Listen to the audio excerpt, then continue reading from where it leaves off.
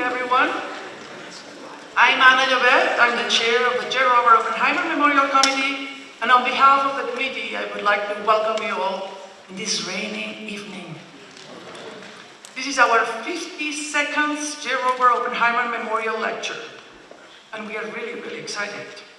The J.R.Oppenheimer Memorial Committee is a non-profit organization that honors the intellectual and ethical legacy of the scientific director of the Manhattan Project. The committee is composed of 25 community members, and if you look around, if you see people badged like that, they are members of the committee. And we maintain the 5-decade tradition of the organization while developing new activities, as you have been seeing in these slides. Our core activities include this annual public memorial lecture here in Los Alamos by internationally eminent scholars like tonight's speaker. We also promote science education, not just in high school, but also primary and middle school level. We support other school-related programs, as well as science and history fairs, and we get lovely letters from the students. In addition, we partner with other organizations like the New Mexico Consortium and the Los Alamos Historical Society to promote intellectual curiosity through public talks and events such as the recent Cosmic Frontiers that happened here in town at Sala. A critical component of our work is inspiring the next generation of scholars to the opportunity of education. And for that, we provide scholarships to talented students from Los Alamos High School, Oaxaca, Española, Santa Fe, and Jemez Valley. Throughout our history, JROMC has given about 328 scholarships, totaling $865,000. To accomplish all these, we depend on the financial support of our donors and families that have so generously created scholarship endowments to honor their loved ones. This year, 20 exceptional students became JROMC scholarship recipients. I would like now to ask those scholarship recipients that are in the audience, because they are very busy, to please stand up so we can all give them a round of applause that reflects our recognitions of their achievements and the confidence in their future contributions to society.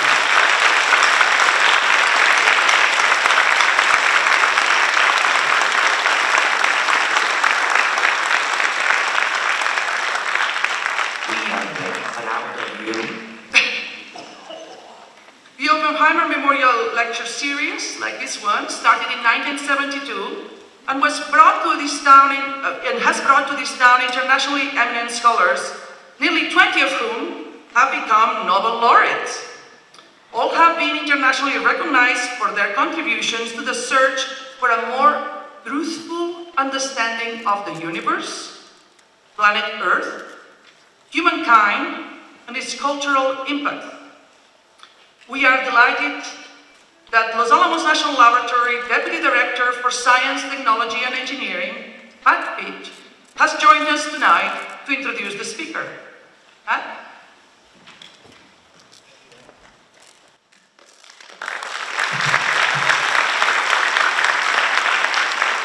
Thank you. Thanks everyone who came out tonight to attend our lecture, and thank you to the committee for organizing this. Professor John Dabiri has a distinguished history, despite being pretty early in his career. I'm going to hit some highlights. He's the Centennial Chair, Professor of Aeronautics and Mechanical Engineering at Caltech, with appointments in the Graduate Aerospace Laboratories and in Mechanical Engineering Department. He earned his bachelor's degree in Mechanical and Aerospace Engineering from Princeton, followed by Master's in Aeronautics and a PhD in Bioengineering with minor in Aeronautics from Caltech. Professor Dabiri has served on the Secretary of Energy's Advisory Board, President Biden's Council of Advisors on Science and Technology, and he received in January of this year the National Medal of Science. Professor Dabiri's research focuses on unsteady fluid mechanics and flow physics, with particular emphasis on topics relevant to biology, energy, and the environment. He is renowned for his work on biological fluid dynamics in the ocean, next generation wind energy, and development of new experimental methods. And I think many of you, maybe like me, you have your top 5 list of animals you dislike. And for me, one of them, based on my 10-year-old experience in the Chesapeake Bay, has been jellyfish. I won't go through the other 4, but in researching some of Professor Dabiri's outstanding work, I am open to the possibility of taking jellyfish off my top 5 list tonight. So with that, I'm pleased to introduce Professor Dabiri for his lecture on jellyfish-inspired engineering. Please join me in welcome. Thank you so much. Really appreciate it. Thank you. Thank you for that kind introduction, and I hope for all of you by the end of the night we can take jellyfish off your top 5 hated list. That'll be a success tonight. But I do want to spend tonight to tell you about an approach to engineering that might seem unorthodox at first, but over the past couple of decades has shown a lot of promise and progress in addressing some key societal challenges. I want to begin by first, again, thanking the committee, the Oppenheimer Committee, for this invitation. I've had an amazing couple of days. Last night I was able to have dinner with some of the scholarship winners who are just completely inspiring, and you inspired me. Hopefully we can recruit you to Caltech for grad school and faculty positions later on. And of course today, J.R.Oppenheimer spent the day showing me around Los Alamos, so I was able to get a better appreciation myself for Oppenheimer, the man you see here. I struggled a bit to try to tie his research in theoretical physics to my own with jellyfish, but what we do have in common is we began our careers at Caltech. And so you can see here is Oppenheimer in 1930. This building here is one that I used to walk by every day, actually, when I was a graduate student at Caltech. And I know Bill Press is out there somewhere, he'll recognize this building as well. But here's me around the same career stage. This is, I think, my 2nd year as an assistant professor at Caltech in aeronautics and in bioengineering. And so the clear thing you can see here is that our dress code has gone way downhill since the time of Oppenheimer. But one positive is that we're healthier, so you don't see us smoking cigarettes on campus too much. But today, let me jump to this topic of jellyfish-inspired and try to explain, first of all, what I mean by jellyfish-inspired. And I'll do that by first making a contrast between the idea of what we call bio-inspiration versus biomimicry, which actually you're probably more familiar with. So the idea of biomimicry is typically to mimic nature's form with the goal of achieving its function. One of the classic examples in this case is aviation, where for hundreds of years, people thought the way to achieve powered flight would be by mimicking the flapping of a bird. And so even scientists as renowned as Leonardo da Vinci designed this Da Vinci flyer in the 15th century with the idea that a human could power wings that would enable them to flap like a bird. For centuries, people tried to accomplish this goal with mixed success, including the clip that I want to show you next.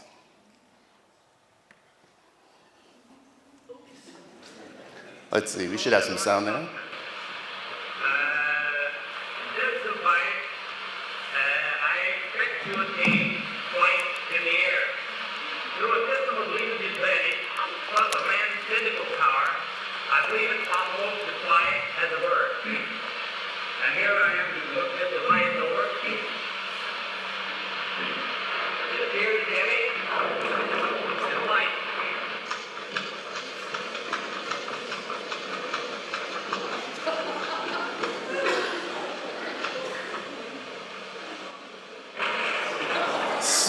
So this approach to biomimicry hasn't always gone so well, but to be fair, it's done much better in recent years. So this is a hobbyist, Bob Muster, who created a flapping wing robot that in fact does fly like a bird, and in fact is so convincing that in a moment here, you'll see a real bird come in and start to chase after it through the sky here. And we see this in other domains as well, in terrestrial locomotion. We've seen companies like Boston Dynamics create robots that mimic the locomotion of something like a pack mule to be able to carry cargo over uneven terrain, taking advantage of legged locomotion. And then in the area that we'll spend a lot of time talking about today, the ocean, there's also been success. So here at the University of Essex, they built a robotic fish that looks quite like the real one and swims like the real one as well. In fact, they say it was so popular at the aquarium that people were going there to see the robot fish and neglecting the real ones. So a mixed bag for the real fish there. So we can build robots that look like the real systems, and in some cases even swim like them, but there are some fundamental limits to this idea of pure mimicry. The first is that nature's form can actually impede the goal of developing new engineering functions. So if we take that robotic fish, for example, and we peel back the skin, you'll see the inside is full of all of the motors and linkages required to mimic the fish motion.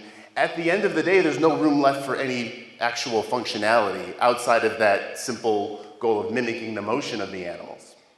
Now, the second limitation is more broad, and I love this quote by Garrison Keillor. Cats are intended to teach us that not everything in nature has a function. Those who have cats, I don't have a cat, but I assume this is what they do all day at home. The serious point here is that if we simply mimic biological features, we might end up copying things that have nothing to do with their actual performance. They could be vestiges of evolution, traits that used to be relevant for selective pressure, but today are irrelevant. And so this simple mimicry misses the point, in our opinion. So what we spent the past couple of decades doing is trying to advance an approach that we believe is a bit deeper. The first step in this process is trying to understand exactly how nature's form leads to those functions that we see. In my lab, that includes studying fluid dynamics, solid mechanics, and then an understanding of biology. And then with that, we want to use the knowledge to create new forms that can achieve new engineering functions. And here the idea is to identify key societal needs and apply some creativity. And we're fortunate at Caltech to have great students like the ones being honored tonight who bring that creativity and that passion to use science and technology to improve society. So I want to show you how this process has worked in a variety of applications. The key point that I hope you'll take away is that the range of applications is no longer limited to things that look like that biological system that inspired it. So it's not just about building a robotic system that swims like a fish or flaps like a bird. So in our lab, we've done this in a variety of contexts, focusing on jellyfish, but I'll talk today also about work with other fish, with other organisms in the ocean like fish. And we've used it, for example, to develop technologies that allow us to measure the ocean more effectively than we can with current submarine technology. We've used it to study heart failure diagnostics. The blood flow in your heart turns out to have surprising similarities to the flow created by these jellyfish. And we've been able to demonstrate that by studying the blood flow, you can actually, at much earlier stages in heart disease, detect dysfunction as compared to current methods.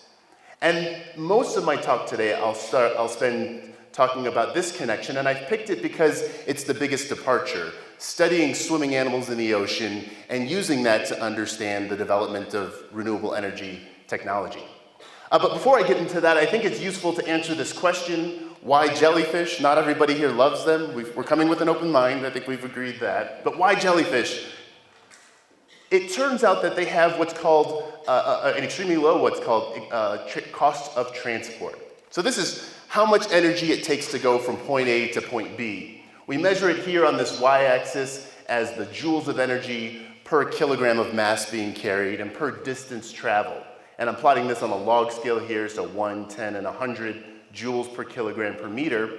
And I'm plotting it against the mass of these different animal systems. And so as you might expect, running and flying tend to be more energy expensive than swimming, because in the ocean you can use buoyancy to keep you aloft. You don't have to power your flight. But you can see even amongst swimming organisms, crustaceans like shrimp or your conventional bony fish or squid have significantly higher energy costs than Aurelia aretha, which is a species of jellyfish. In fact, jellyfish have the lowest cost of transport of all known animals that move in the water or anywhere else.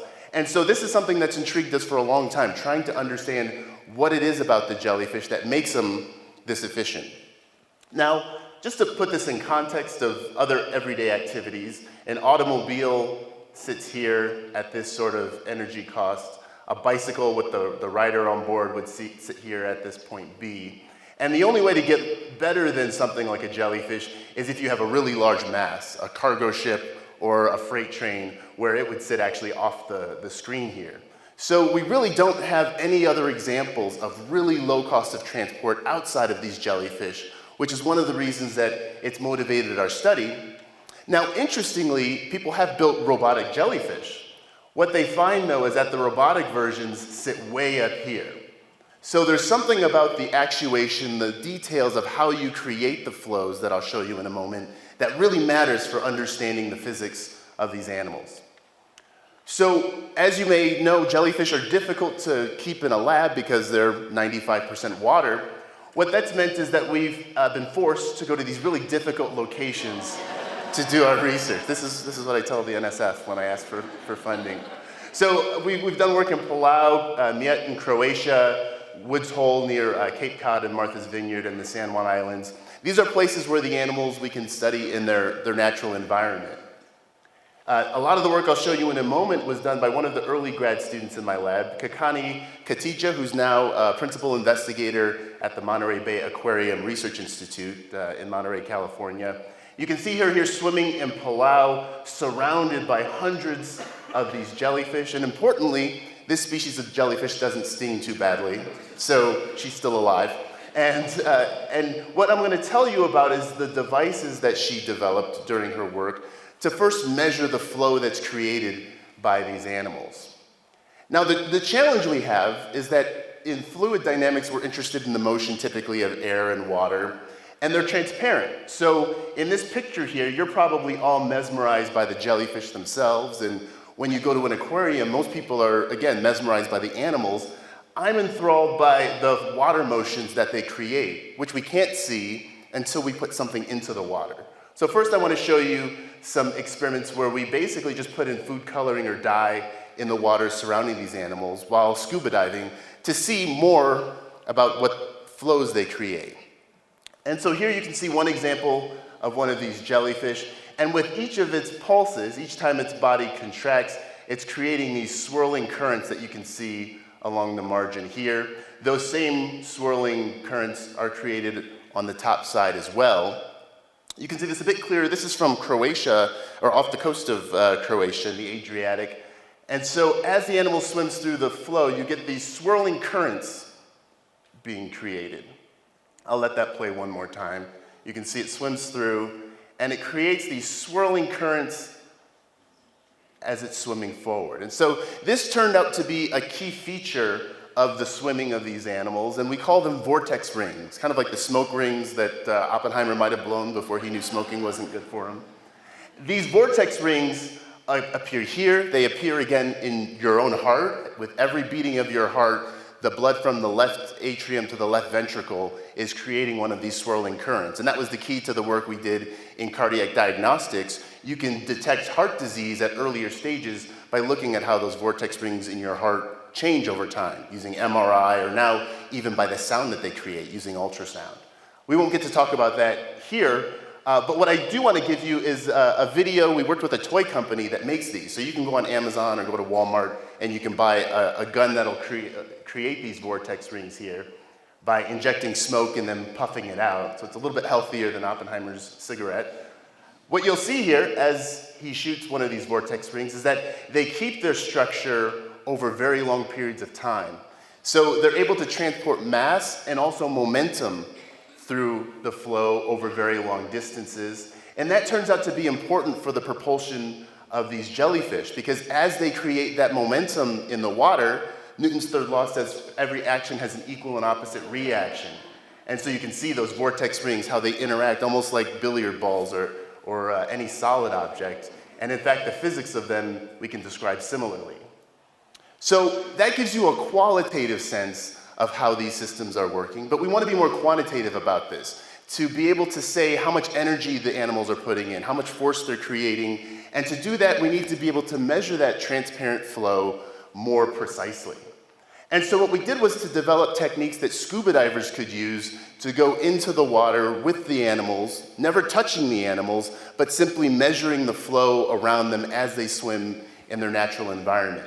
And so we took concepts from the laboratory. There were laser measurement techniques that have been used for a couple of decades. The challenge here is to functionalize it in a system a scuba diver can swim with. And so here you can see the evolution of this technology. The upper left is Kakani in the Celtic swimming pool in some of the early days of this work. And over time, the system has evolved to even a binocular system here where we can get three-dimensional information. I thought that since Kakani did the hard work of making this functional, I'd let her describe how this works from a TED Talk she gave a few years ago.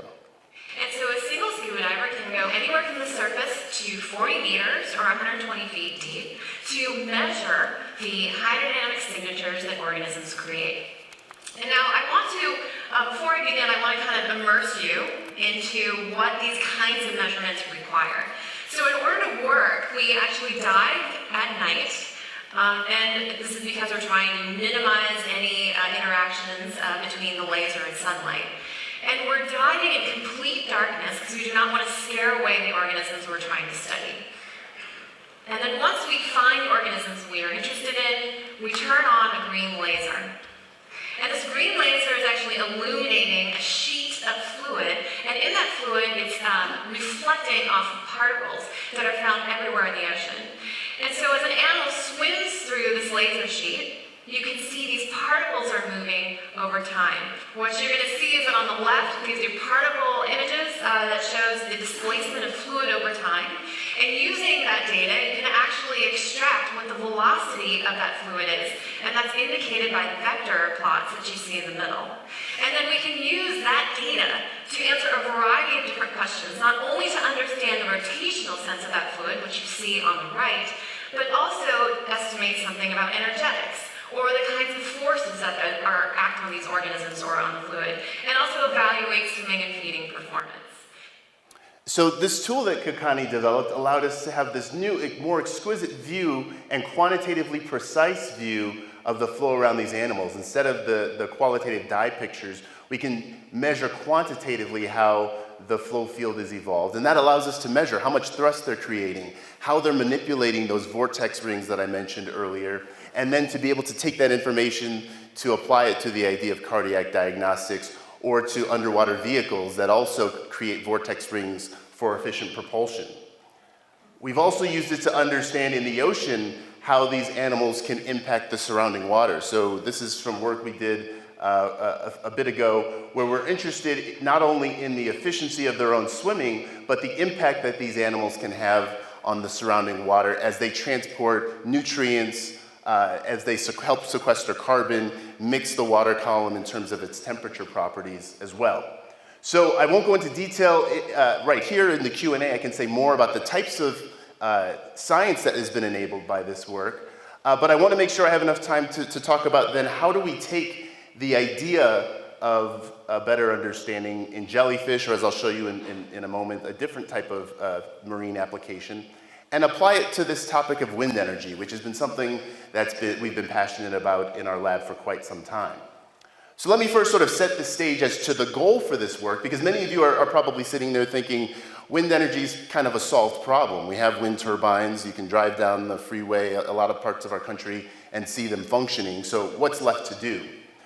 Well, the goal here is what we would call next generation wind energy, which I would describe as technologies that can harness the wind anywhere on the Earth. And it turns out that that's actually a big opportunity. So here you're seeing a global wind map.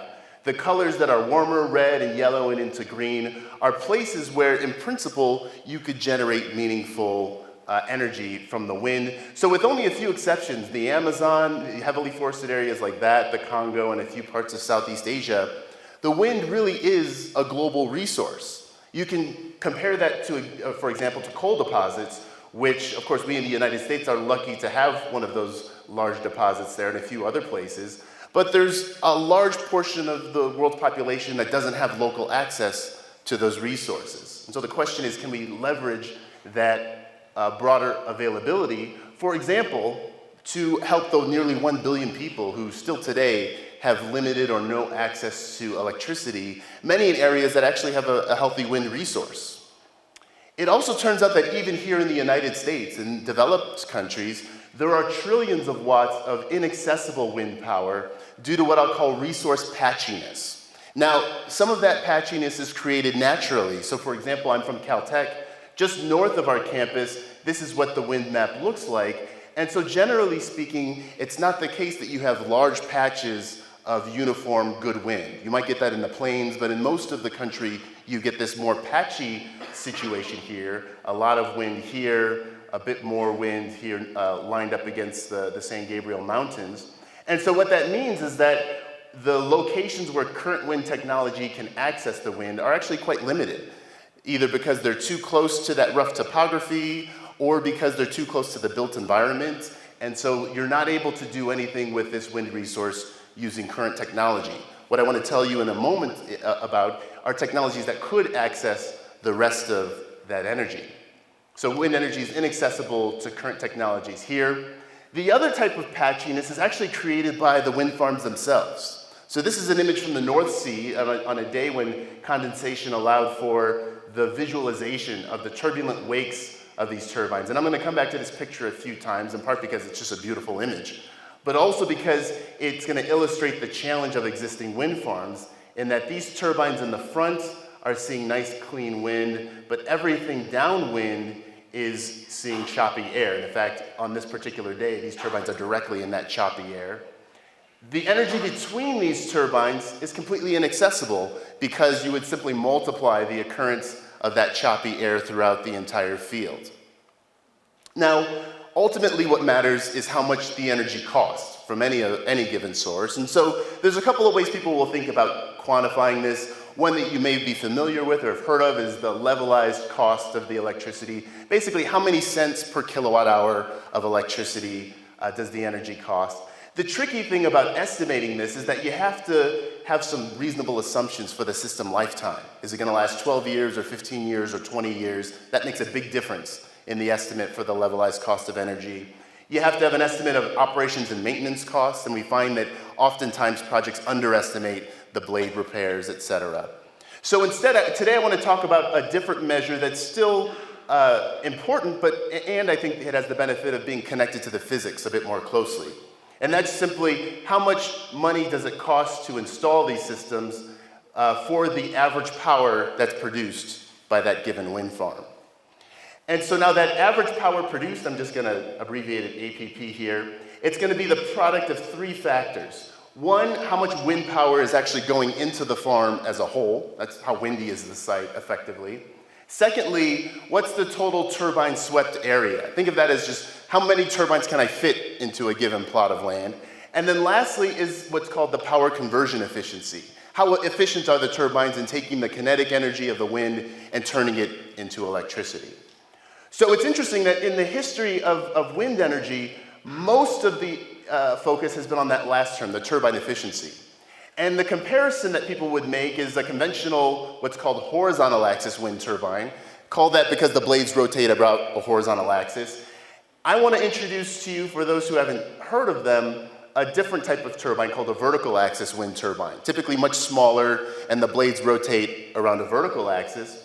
But if you were to ask people to compare these two and ask what fraction of the wind energy flux through this swept area is converted to electricity, you'll generally find that these turbines are more efficient than these turbines. And so in fact, my last foray to Los Alamos was around 2010 or 2011, and there was a wind energy conference here, and I was beginning to introduce this idea of vertical axis wind turbines. And this issue was the sticking point for a lot of people. They really didn't see the point in thinking about a different turbine design if it's in fact less efficient individually than the current systems. And on face, the problem gets even worse because you can compute theoretically what's the maximum fraction of energy that I could get out of a given swept area of a turbine. So this is efficiency on the vertical axis here. Tip speed ratio is just telling you how fast the blades are rotating relative to the wind. And that theoretical limit is about 59.3%. It's called the Betz efficiency limit. Modern horizontal axis wind turbines, the kind of propeller style turbine you're used to seeing, are already approaching the theoretical limit. This plot's a bit old, so now there's ones that are in the 52, 53% range. And so you get modern horizontal axis turbines approaching this theoretical maximum efficiency. The question is there really room for fundamental improvement. And in fact, when you hear people say wind energy is mature, they're usually referring to this plot, that basically we as engineers can say mission accomplished, we design these systems that are close to the theoretical maximum, let's try to find other technologies to develop. But we decided to take a different starting point. Remember, there's those other two terms that matter, how much wind is going into the farm, and how many of those turbines can we fit on a given plot of land. And so the question is a little bit different now. We ask what fraction of that wind energy flux into this volume of wind turbines can be converted to electricity. So when we think about it this way, there's two sources of wind energy going into a wind farm. The first I call the frontal kinetic energy flux. Don't worry about the equations if you don't want to. The point here is that, generally speaking, if you stand at the front of the wind farm, you're going to feel wind blowing in your face. That's going to be that frontal kinetic energy flux. But it turns out that in a given wind farm, like that picture I showed you earlier, that frontal flux actually is exhausted by the time you get to about the third row. That energy has been depleted. It's either been converted to electricity or turned into turbulence and dissipated.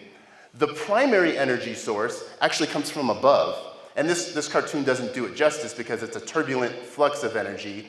But you get energy that's drawn into the top of wind farms, and that's what sustains the very large wind farms. Again, for those who are expert in this area, you'll recognize the Reynolds stresses here, but I won't go into that detail unless there's questions later. The key point is that this planform kinetic energy flux, that energy that comes into a wind farm from above, that turns out to be the primary source of energy for these large-scale farms. So a group at Johns Hopkins did some numerical simulations to show this pretty definitively. I would argue that it also supersedes that Betz limit as what you really care about if you want to optimize the total amount of energy in a wind farm. Why is that? Well, first of all, that Betz calculation, it told us the maximum energy that a single turbine could collect. It didn't say what happens to that leftover wind power. Maybe if I design my systems right, I could catch that leftover wind power by a downstream turbine if I design my system well. And the other thing, again, I'll go back to this picture, is that the Betz calculation doesn't account for what happens between the turbines.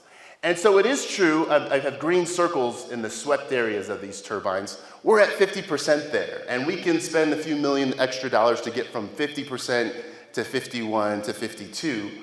My suggestion is we should do something about the zeros in between them. We're getting no energy out of those parts of the wind farm. And so that's been our perspective on this problem.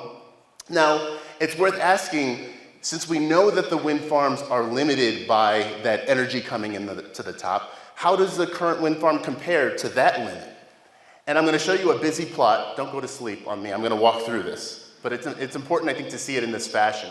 So first, on the vertical axis, what we're seeing is energy consumption per person per day in different countries. So Australia, Libya, Portugal, the United States is here. And I'm plotting it against the horizontal axis, which is the population density. How many people are there living per square kilometer? So these are both on a log-log scale, going 10, 100, 1,000, same here. Now the reason I like this plot is that these lines of constant slope that are drawn here, they tell you how much energy a country uses in watts per square meter. The square meters of land they have, how much power are they requiring? You can see these arrows for a 15-year trend show that most places are using more energy over that period of time. The reason why I overlay it with these different energy sources is so you can compare, for example, wind power. 2.5 watts per square meter is the average power, I should say, you'll get from wind turbines on a wind farm. So what does that mean? Singapore is way out here at the upper right-hand side. It means I could cover the entire land area of Singapore with current wind energy technology, and I still wouldn't generate enough energy to satisfy their needs. The same thing for South Korea here. The United States is a little bit lower, but again, we like to have our land for other things other than wind turbines, of course. So now what about that planform limit that I talked about earlier?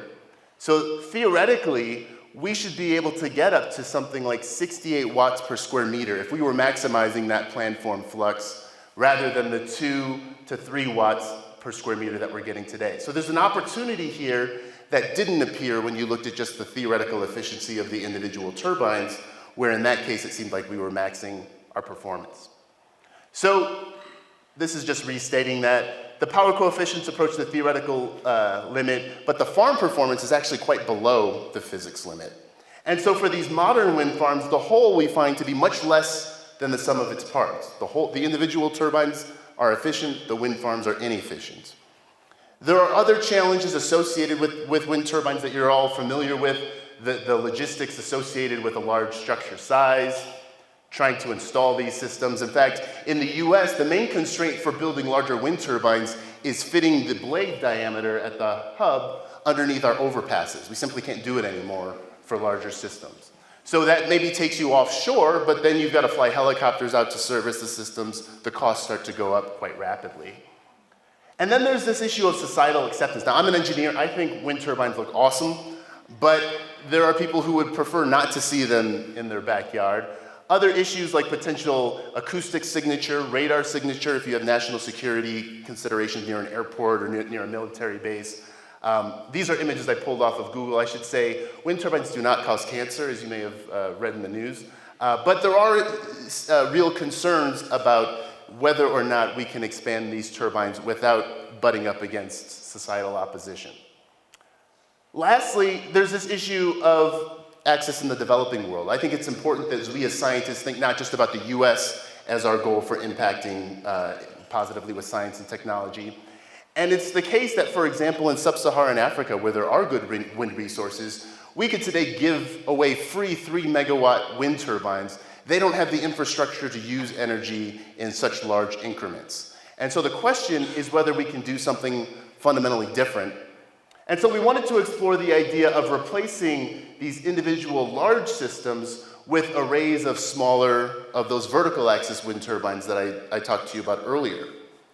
This would potentially address a lot of challenges that we see. The smaller size means that the materials you need for them can be smaller. I'll come back to this wind farm signature point later, but because they're lower to the ground, the acoustics are not as much of an issue because you get a ground filtering effect. Simpler logistics of installation and maintenance. I'll show you an example of a community using them.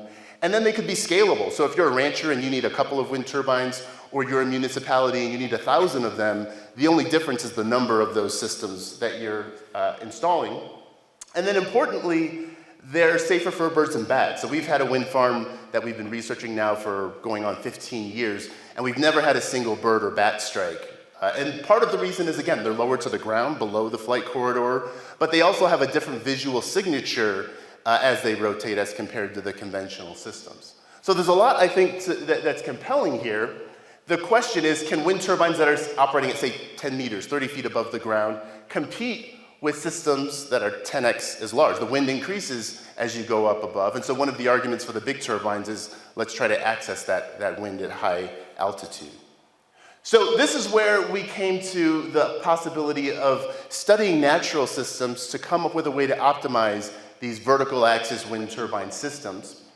And our inspiration in this case came from fish schooling. And so I teach a class at Caltech in the physics of swimming and flying, and it occurred to me as I was writing out the equations for how we model these systems that there's a lot of similarities to the problem I just described in the wind turbines.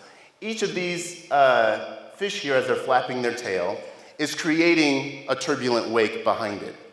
As engineers in a wind farm, each of those wind turbines also creates a turbulent wake. We know that those turbulent wakes are potentially a problem, and so our solution as engineers for the wind turbines is move them as far apart as possible. And so that's why when you go to a wind farm, you'll see there are a kilometer between them. Interestingly, here you'll see that these fish, they don't move as far apart as possible, but in fact they synchronize their locations one with the other. Just by eye, you can probably notice a pretty regular spacing between them. And if you're not part of the group like this fellow here, then who tries to pretend to be one of the group, he doesn't last for so long.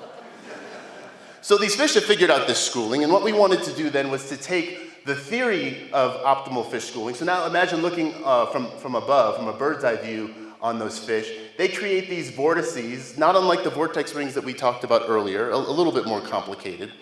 But the idea was to take that idea and make this analogy. Instead of these swirling currents being created, now we have from a bird's eye view those vertical axis wind turbines. So the first thing that came to us was that perhaps instead of having all these vertical axis turbines rotate in the same direction, perhaps some should rotate in the clockwise direction and others in the counterclockwise direction, which leads to the wind between them passing through more smoothly. So we lose less energy as the wind passes through.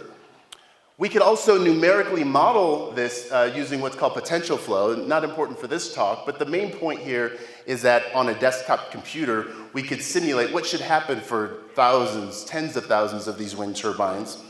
And excitingly, the model, this is again on a log scale, plotting that watts per square meter predicted for hypothetical vertical axis wind turbine farms here versus some operational horizontal axis wind turbine farms. And the model was predicting an order of magnitude increase in power density. And again, this was some of the data that I presented here in Los Alamos maybe 15 years ago. And people were interested, but they said, yeah, prove it, okay? It's one thing to have a computer model. Let's see this actually work in the real world. And so we were fortunate that this was right around the 08-09 market crash, and land was really cheap around Caltech. And so I went online and looked for a place that had good wind and where I could get land for really inexpensive. So we bought a couple of acres of land north of the Caltech campus here, and we built a little research wind farm. And so I like this picture. This is from a view south from the north. Caltech is on the other side of these foothills here. And you can see what I mean by a reduced visual signature. So you kind of have to squint to actually notice the turbines there. The conventional wind turbines would have peaked above this ridge, and in fact, there's no way you could get a permit in LA County to install the big wind turbines because they wouldn't want to impact a view like this one here. But we started working here in 2010-ish. This is a video showing one of the configurations of the turbines. This is me for scale here, so you can get a sense of how big the systems are. And so you'll see on the ground these black stumps. We were moving the turbines to different configurations that were predicted by the model to produce more energy. If you look closely, you'll notice that they're counter-rotating pairs. We found that these counter-rotating design was particularly effective. And for example, from 2011 to 2014, we took about 18,000 hours of field measurements out at this site in different configurations. So I've shown here in red, these are two systems that are both rotating in a counterclockwise direction. Blue is clockwise, and these are those counter-rotating pairs. I want to just show you some data from one of these arrays here at the bottom left. And again, what we're interested in is that footprint power density, as we call it. I've given you 10 acres of land, and I say, I want you to generate as much energy on that plot of land as you can by any method you can think of. This particular design we wanted to compare as a function of wind speed to modern horizontal axis wind turbine farms. This is generally where they live. And here's where the data sits. So we were able to show empirically that you could get significantly more power out of a system. And this turns out to not even be the most optimized configuration. You could move them a little closer. But even in this conservative test, where each of these data points is a 10-minute average of the power being produced by the system, we have significant improvement over the status quo. And so this in the field led to people, this is a really bad pun, but a new school of thought, fish school, get it? One laugh, thank you. But the idea has been picked up by companies like GE. So this was an ad that they had back 2015, fish schools for smarter wind farms. And they say, ever notice how fish often swim in a spiral? It's no coincidence.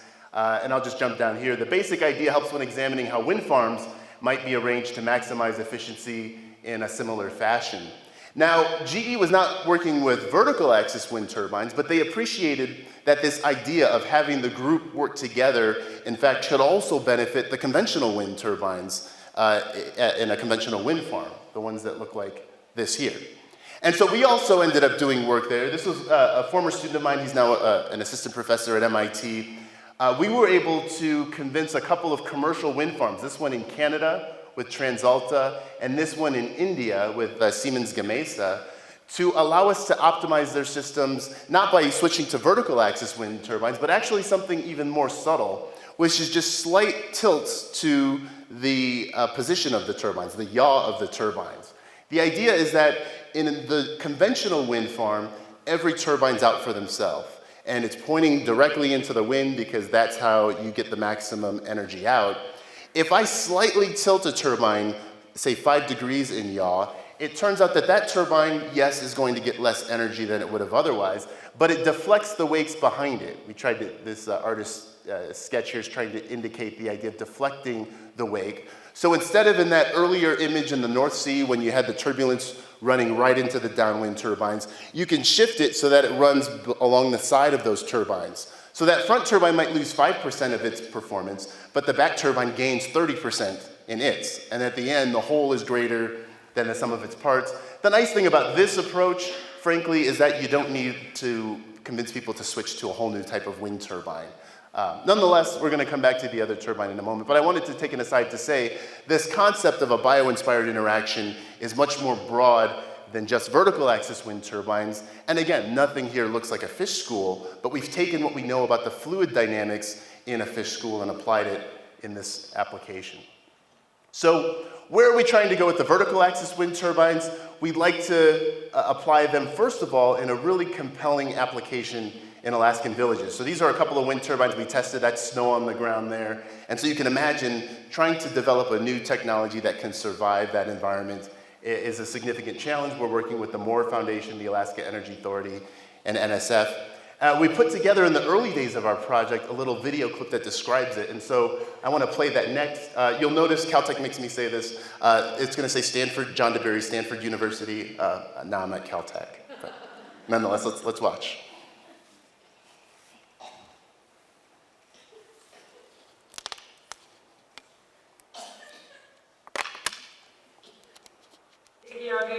Alaska is located on Lake Iliamna, the largest lake in Alaska.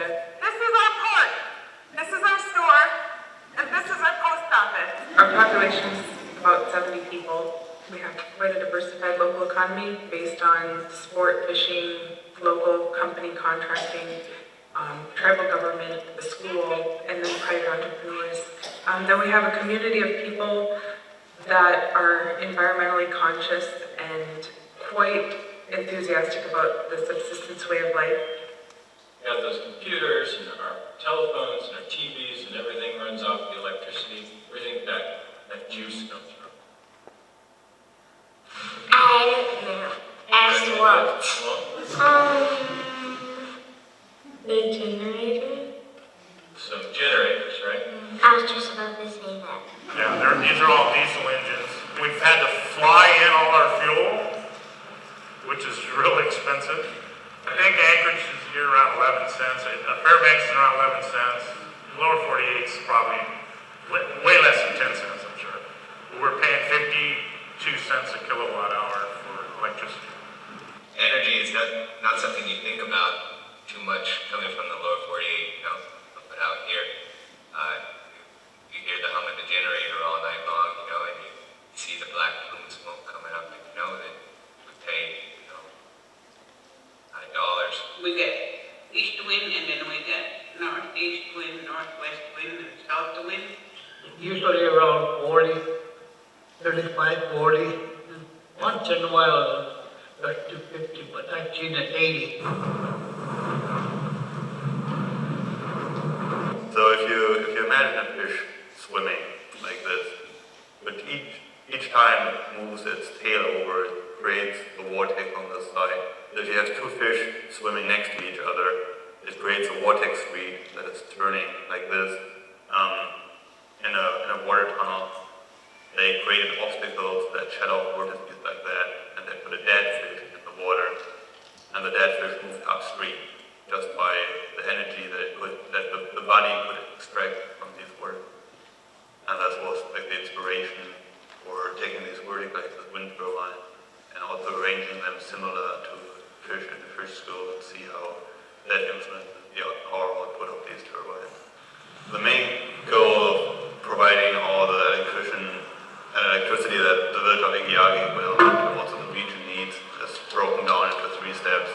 The first one, bringing turbines out here and see if they can survive in the harsh conditions that they have up here in the winter. But after the second year, we should be able to judge exactly how much power can we get out of the turbines here. And then we can scale it up to the energy needs of Igiagi. Like in the lower 48s, everybody wants clean energy, but nobody wants big turbines in front of their houses.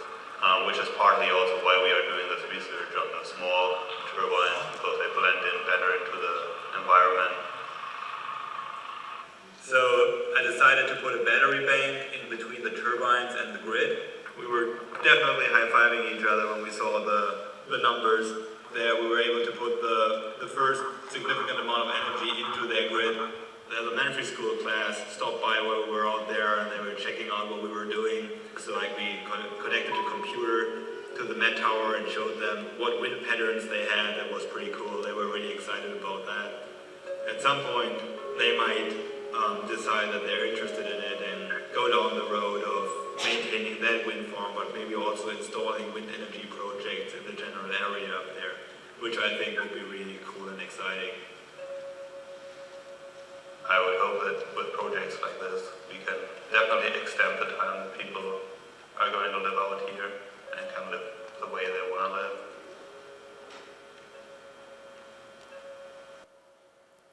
So I wish that this was the end of my talk and I could say, we solved it. But in fact, we still have a lot of work to do. And the current showstopper is the turbine reliability. So if you're going to build wind turbines and put them in an Alaskan village where light and heat is really life and death, then these things have to work, and they have to work all the time.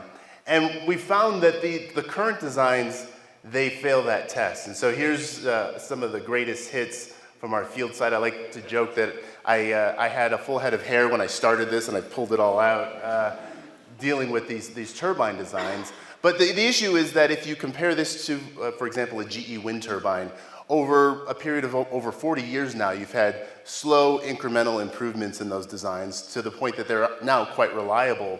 Here it's largely startup companies working on shoestring budgets, and so you have one company that might be expert in the structures but not the power electronics, or they're expert in the power electronics but not the foundations. And so this has limited our ability to disseminate this technology further. I think it's not rocket science, and I can say that being from an aerospace department, but there is some additional work needs to be understood in the flow structure interaction. The aerodynamics of these systems are more complicated than the conventional wind turbines. That affects the loading of them, understanding the materials that we could use, how to monitor the structural health, how to deal with the power electronics. These are all solvable problems, but they are unsolved problems today. A former student of mine, Ian Brownstein, has a company. I should note I'm not at all affiliated with them, so I'm a completely unpaid spokesman for his company. But they have been taking new systems through their paces, and they're hoping to be able to address this issue of turbine reliability, both in that Alaskan village, but in a variety of other contexts as well. For example, in California, in the Bay Area, we had some of the first wind turbine farms in the country, but those turbines are now outdated. It's too expensive to completely remove those old turbines, but you could take these turbines and put them in the understory of the existing sites, taking advantage of some of the best wind conditions in the world, and taking advantage of existing infrastructure, transmission lines, et cetera. So his company's looking at that as well. So that's work to be continued, as I mentioned. Other areas that we've worked on in this space of bio-inspired engineering. And what comes next, I think really it relies on the collective creativity here. The young people, I shouldn't just point here and say young people, but they're younger than this side of the room. All of you in the audience can contribute to this problem by, again, applying creativity and making the effort to go deep in your science, and your physics and your math, and to not be afraid to connect very different fields of study, as you've seen here. With that, let me just acknowledge several people who've played a huge role. I'm trained as, firstly, a mechanical and aerospace engineer, and the reason I was able to make any headway on the marine biology was because of Jack and Sean, these two marine biologists who've been my close collaborators for 2 decades now. Lots of other faculty who've worked on collaborations together, funding from NSF and ONR, and a great cohort of PhD alumni, some in academia, some in industry. Others started their own companies as well. So let me end there. I'd be glad to take your comments and questions. And again, it's been an honor to give the talk here. Thank you.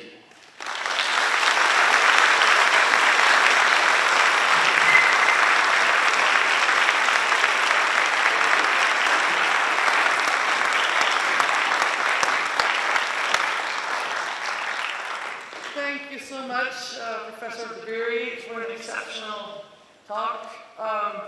Community, I hope that you enjoy this event and the impact of your donations on the lives of our youth.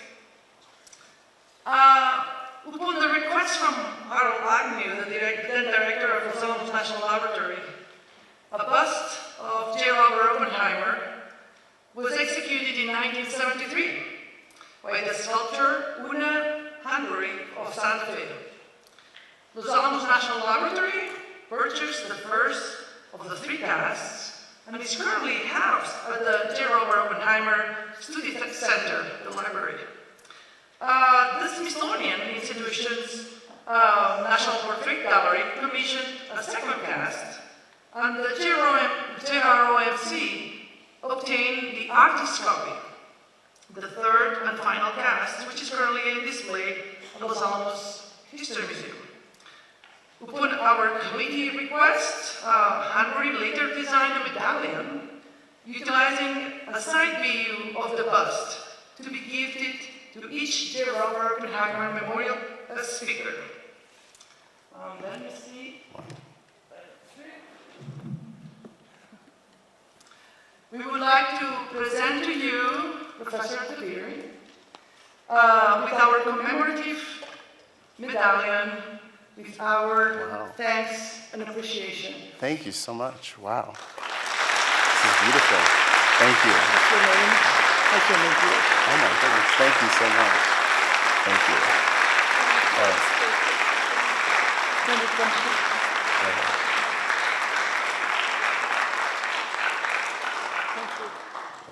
Excellent. Wow. Thank you. Thank you all for attending the J.R.C. annual lecture. It is our tradition that instead of taking questions, we would love to invite you all to join us at the reception outside next door, where Professor Dabiri will be available to interact with students and to answer your questions. Thank you very much for coming. Thank you so much. Really appreciate it. Thank you.